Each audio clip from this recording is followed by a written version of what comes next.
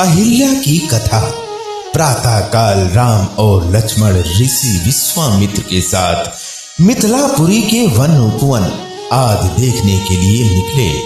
एक उपवन में उन्होंने एक निर्जन स्थान देखा।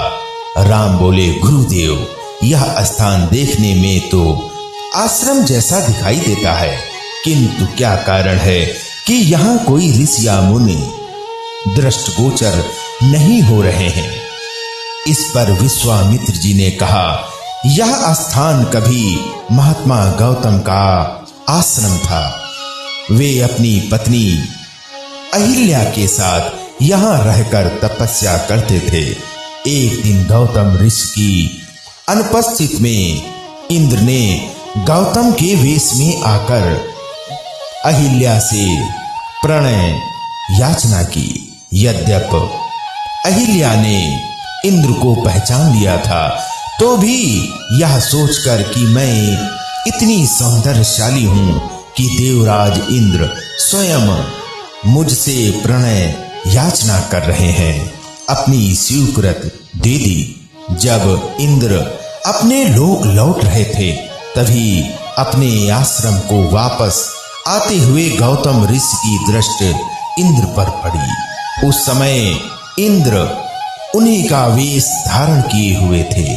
तत्काल वे सब कुछ समझ गए और उन्होंने इंद्र को शाप दे दिया कि इसके बाद उन्होंने अपनी पत्नी को शाप दिया कि रे दुराचारणी, तू हजारों वर्ष तक केवल हवा पीकर कष्ट उठाती हुई यहाँ राख में पड़ी रहे। जब राम इस वन में प्रवेश करेंगे, तभी उनकी कृपा से तेरा उद्धार होगा। तभी तू अपना पूर्ण शरीर धारण करके मेरे पास आ सकेगी। यह कहकर गौतम ऋषि इस आश्रम को छोड़कर हिमालय पर जाकर तपस्या करने चले गए। अतः हे राम, अब तुम आश्रम के अंदर जाकर अहिल्या का उद्धार करो। विश्वामित्र जी की आज्ञा पाकर वे दोनों भाई आश्रम के भीतर प्रविष्ट हुए। वहां तपस्या रहित अहिल्या कहीं दिखाई नहीं दे रही थी। केवल उसका तेज संपूर्ण वातावरण में व्याप्त हो रहा था। जब अहिल्या की दृष्टि राम पर पड़ी, तो उनके पवित्र दर्शन पाकर वह एक बार फिर सुंदर नारी के रूप में दिखाई देने लगी। नारी के रूप में अहिल्या को सम्मुख पाकर राम और लक्ष्मण ने श्रद्धा पूर्वक उनके चरण स्पर्श किए।